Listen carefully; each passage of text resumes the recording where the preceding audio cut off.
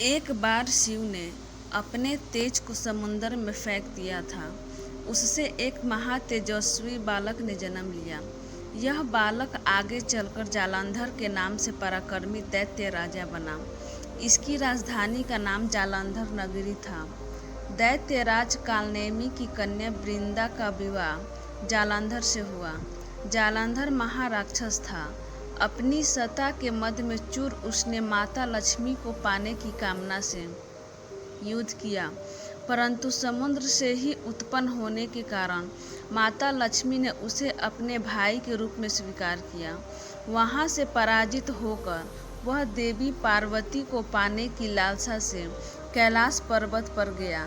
भगवान देवाधिदेव शिव का ही रूप धर कर माता पार्वती के समीप गया, परंतु मां ने अपने योगबल से उसे तुरंत पहचान लिया तथा वहां से अंतर्ध्यान हो गई। देवी पार्वती ने क्रोध होकर सारा वृत्तांत भगवान विष्णु को सुनाया। जालंधर की पत्नी वृंदा अत्यंत पतिव्रता स्त्री थी। उसी के पतिव्रत धर्म की शक्ति से जालंधर न तो मारा जाता था और न ही पराजित होता था। इसलिए जालंधर का नाश करने के लिए वृंदा के पतिव्रत धर्म को भंग करना बहुत जरूरी था। इसी कारण भगवान विष्णु ऋषि का वेश धारण कर वन में जा पहुँचे, जहाँ वृंदा अकेली भ्रमण कर रही थी। भगवान के साथ दो मायावी राक्षस भी थे, जिन्हें देखकर वृंदा भयभीत हो गई। ऋषि ने वृंदा के सामने पल में दोनों को भस्म कर दिया। उनकी शक्ति देखकर वृंदा ने कैलाश पर्वत पर महादेव के साथ युद्ध कर रहे अपने पति जालंधर के बारे में पूछा। ऋषि ने अपने माया जाल से दो वानर प्रकट किए। एक वानर के हाथ में जालंधर का सिर था तथा दूसरे के हाथ में धड़। अपने पति की यह दशा देखकर वृंदा मूर्छित होकर गिर पड़ी। होश में आने पर उन्होंने ऋषि रूपी भगवान से विनती की कि वह उसके पति को जीवित करें। भगवान ने अपनी माया से पुनः जालंधर का सिर धड़ से जोड़ दिया, परंतु स्वयं भी वह उसी शरीर में प्रवेश कर गए। वृंदा को इस छल का जरा आभास न हुआ। जालंधर बने भगवान के साथ वृंदा पतिव्रता का व्यवहार करने लगी, जिससे उसका सतीत्व भंग हो गया। ऐसा होते ही वृंदा का पति जालंधर युद्ध में हार गया। इस सारी लीला का जब वृंदा को पता चला तो उसने क्रोध होकर भगवान विष्णु को शिला होने का श्राप दे दिया तथा स्वयं सती हो गई। जहाँ वृंदा भस्म हुई वहाँ तुलसी का पौधा उगा।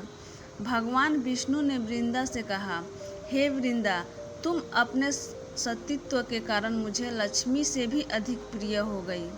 अब तुम तुलसी के रूप में सदा मेरे साथ रहोगी। जो मनुष्य भी मेरे शालिग्राम रूप के साथ तुलसी का विवाह करेगा, उसे इस लोक और परलोक में विपुल यश प्राप्त होगा। जिस घर में तुलसी होती है, वहाँ यम के दूत भी असमय नहीं जा सकते। गंगा व नर्मदा के जल में स्नान तथा तुलसी का पूजन बराबर माना जाता है। चाहे मनुष्य कितना भी पापी क्यों न हो, मृत्यु के समय जिसके प्राण मंजरी रहित तुलसी और गंगा जल मुख में रहकर निकल जाते हैं, से मुक्त होकर वैकुंठ धाम को प्राप्त होता है। जो वह पापों मनुष्य तुलसी व आंवलों की छाया में अपने पितरों का श्राद्ध करते हैं, उसके पितर मोक्ष को प्राप्त हो जाते हैं।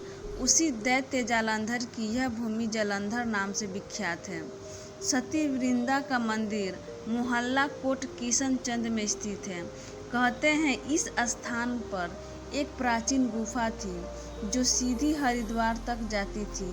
सच्चे मन से 40 दिन तक सती वृंदा देवी के मंदिर में पूजा करने से सभी मनोरथ पूर्ण होते हैं।